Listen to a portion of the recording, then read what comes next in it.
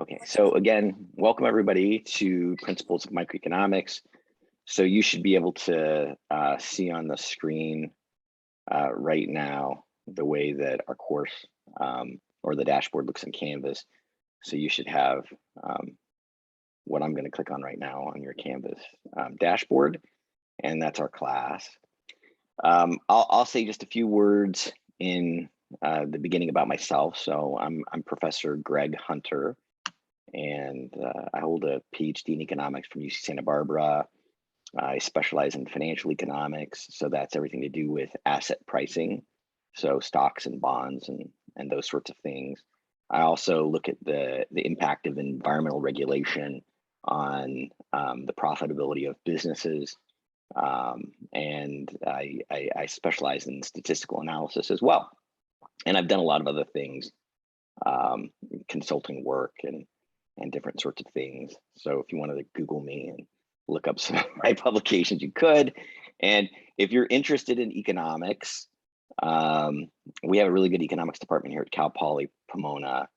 A couple years ago, and I don't know if this will be meaningful to you all or not, but one of our graduates got a position to do his PhD at Caltech, which is a really good university. And that came with full tuition payments that they made for him and a $50,000 a year stipend to go to school, which is more than a lot of people make in their starting job.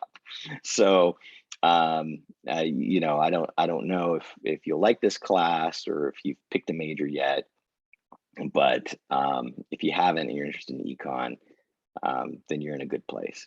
Okay, so once you click on this, you'll see welcome to Principles of Microeconomics, and you should go ahead and read that. But the main thing that I want to talk about is the website that we'll use for homeworks and for tests. So I'm going to go ahead and click on the Econ 1 link, and then I'm going to do a faux registration, and then I'll log in with an account. So if you go ahead and click the registration link, then you can go ahead and put in your name, John Doe. Please make sure you use your Bronco email address. So I'm going to put jdoe@cpp.edu. The reason I'm asking you to use your Cal Poly email address, even if you get everything forwarded to another address, is that it helps me identify you when the grades get downloaded later. And so if you don't want any issues with that, then go ahead and put in your Cal Poly email address. And okay, so you should put in a code, which is fall 21 dash and then my name, and then make up a password for yourself. And so I'll just do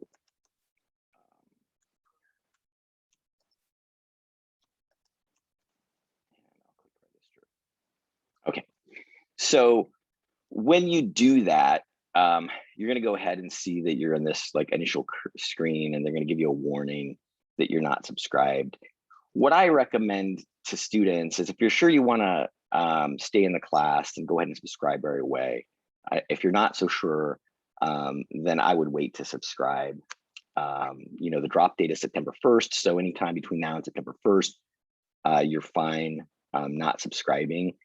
I intentionally, even though I'm going to assign assignments and make them available soon, at this moment, I don't actually assign material that's going to be due until right after September 1st. So you can click on the account link and you can click subscribe, and that's the sort of information you'll get. Okay. And let me go back. And now I'm going to go ahead and log this user out. And I'm going to log in so you can see what it looks like once everything is active.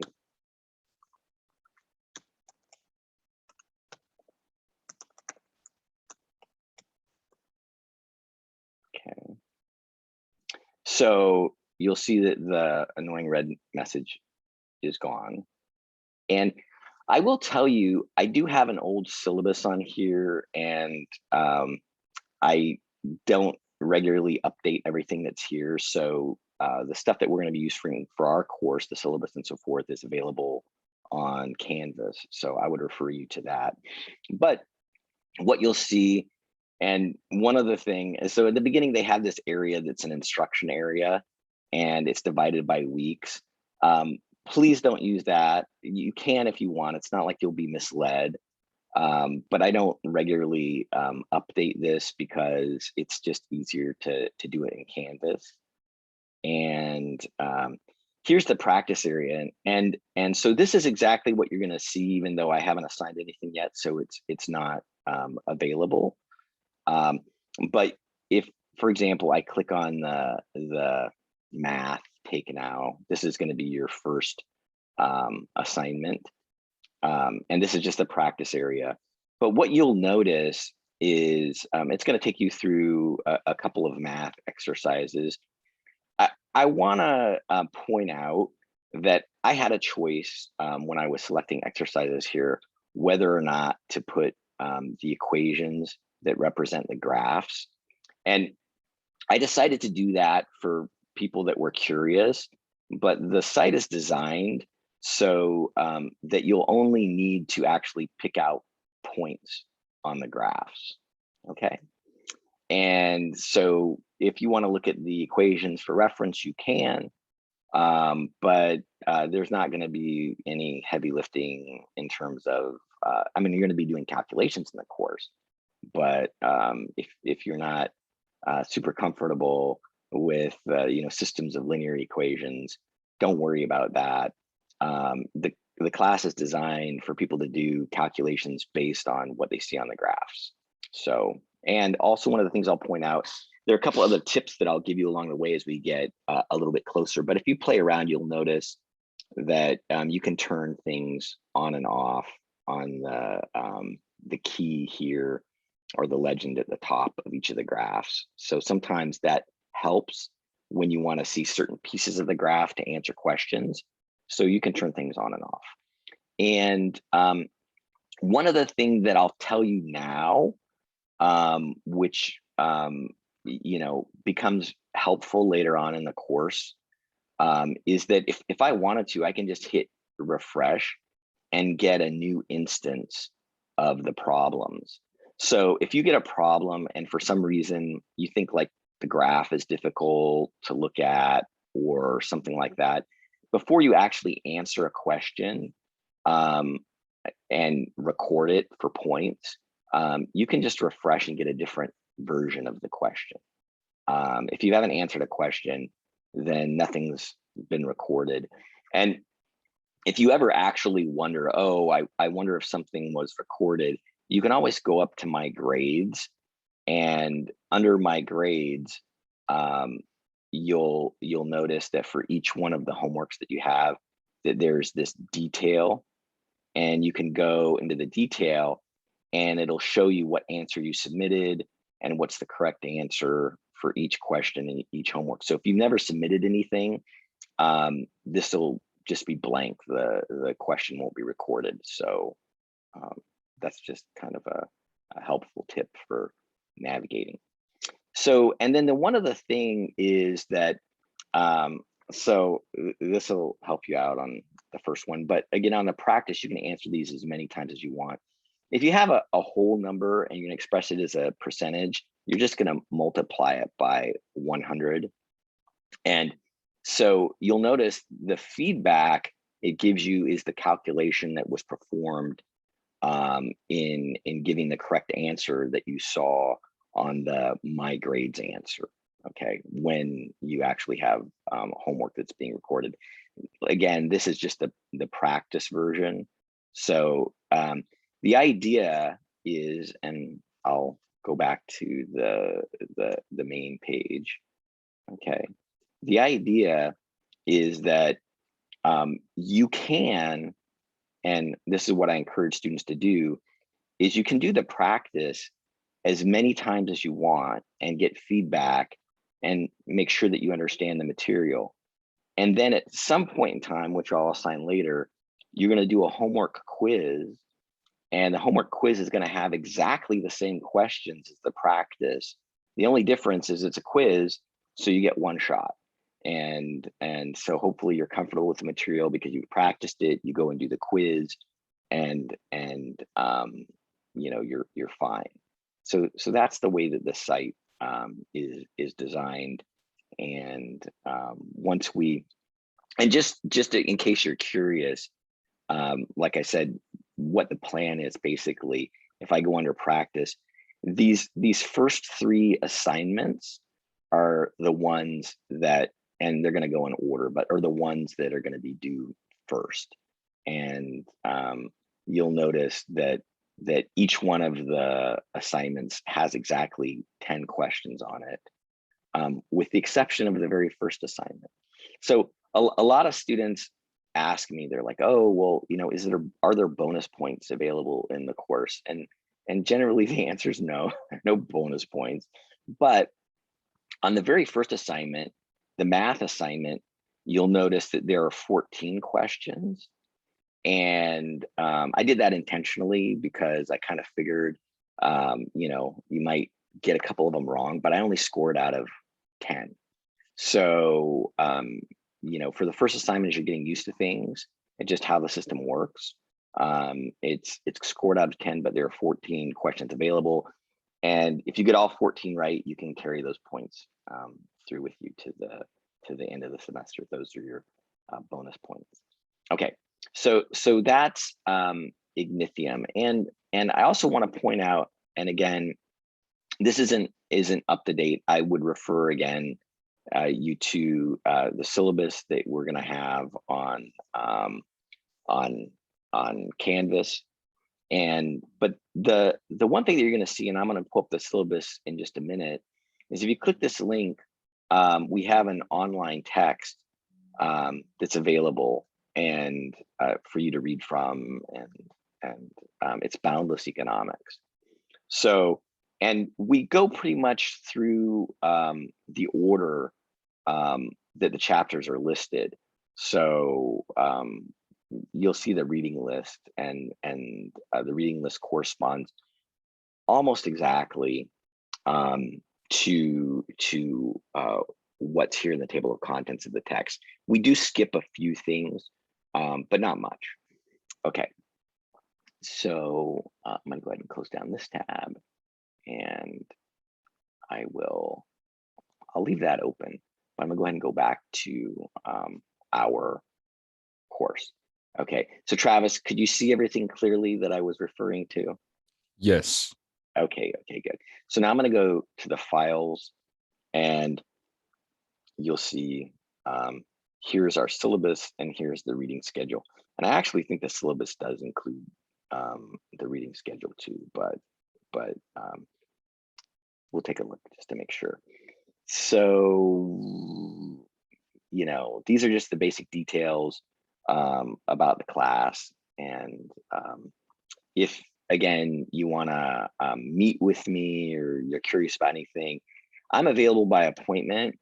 And my schedule's a little bit uneven, but generally it would be something that I would respond to you for an appointment like in the morning. But on a regular basis, I'll hold office hours on Friday here at 9 a.m. And so generally the way that office hours go is I'll open up a Zoom link, and it'll be available for whoever wants to come in. If nobody comes in the first 15 minutes, so 9 to 9:15, unless you specifically send me an email and say, oh, you know, I can't get there to 9:45, then I would normally go offline.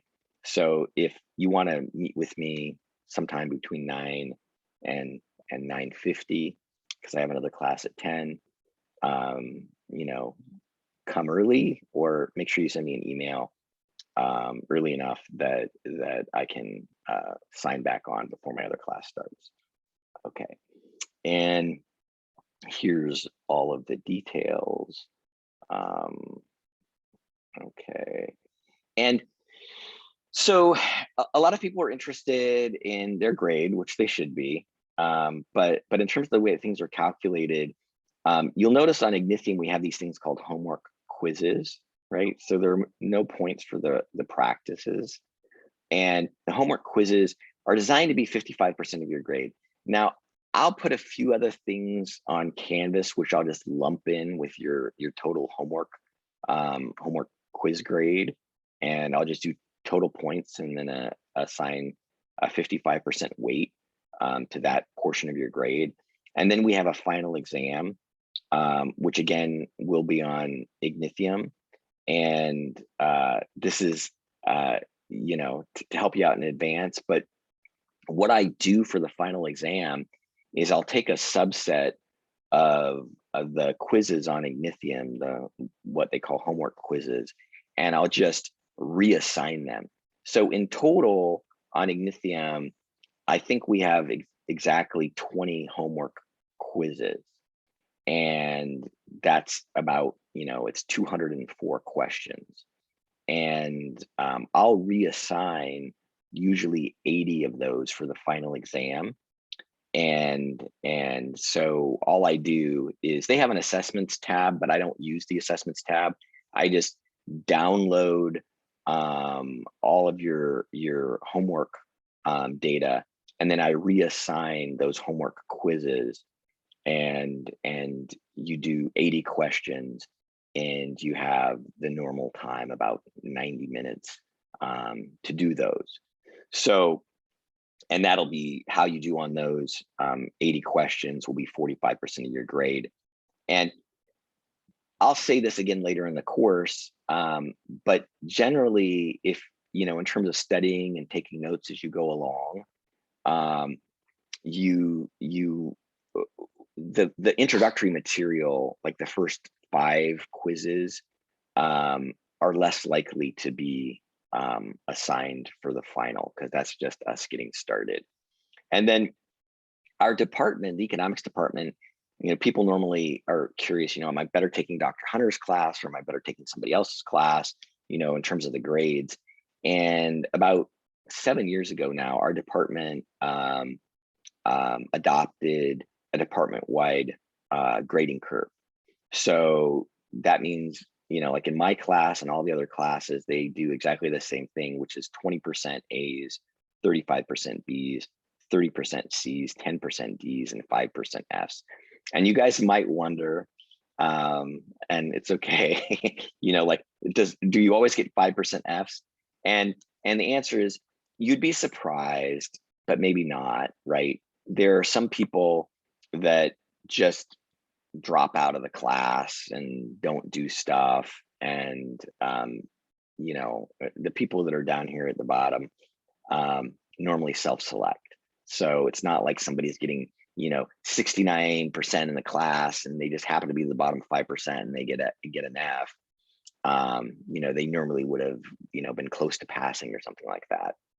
But the way that the curve normally works out is that if you think of the 90, 80, 70, 60 type curve that you're used to, or grading scale that you're used to from high school, that sort of thing, it almost maps on this exactly.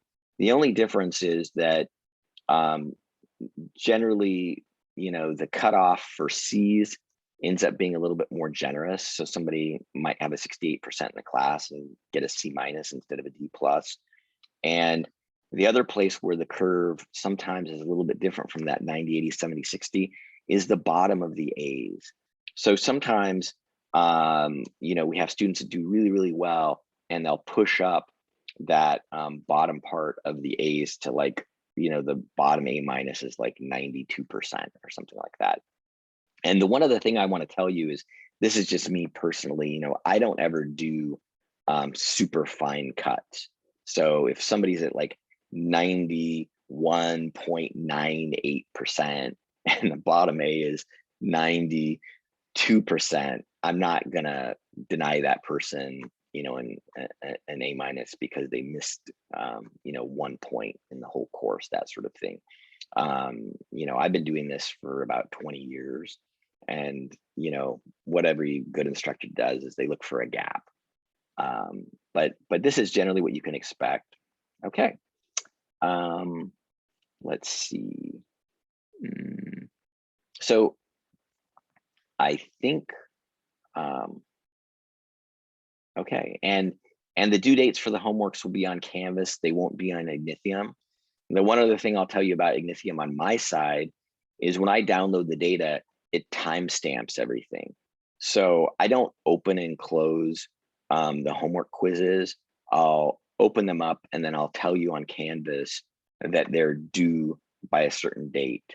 And if you do them by that date, it's timestamped in Ignithium that it's done by that date. If you happen to do them later, it's past the due date. And generally I'm pretty unforgiving. If you're really close, like the due date is 11:59 p.m. and you're working on it till like a little bit past midnight or something like that, I'm not gonna take points off. But if you're substantially late, and especially if you're substantially consistently late, then you're gonna have to worry that your work isn't gonna be effective at contributing toward your grade. So be responsible.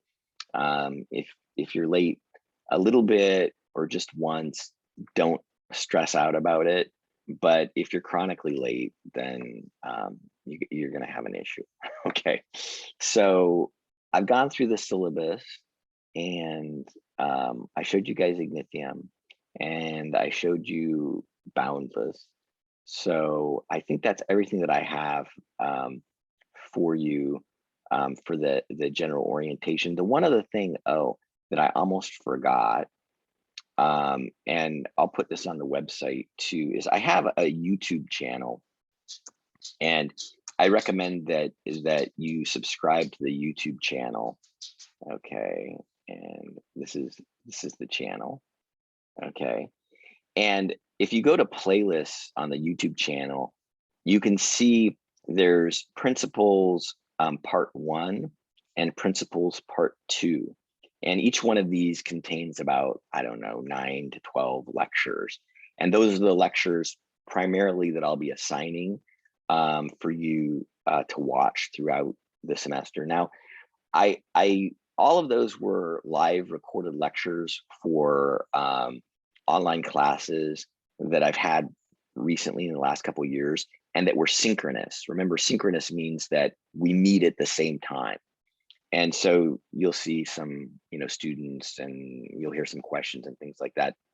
What I generally would recommend is to watch those on YouTube, and you can select the speed to be like 1.25 or 1.5, and then it's a little bit more snappy, and it'll save you some time. And then if you get to a part, that's sort of a lot of really detailed, you want to pay attention, particularly, you can slow it down or rewind. But because it's a live lecture, if you sit there and listen to it on normal speed, you might see that it drags a little bit. Some people like it. I've had students say that they're super happy to be part of that live lecture experience, even though it's been previously recorded. So it's just up to you, but for my preferences, I would speed it up. Okay, so YouTube channel, the book, the syllabus, and our homework site. And yeah, that's everything. So I'm going to go ahead and pause the recording now, and I'll upload this to YouTube, and I'll distribute it to our Canvas site for those that couldn't make it this morning.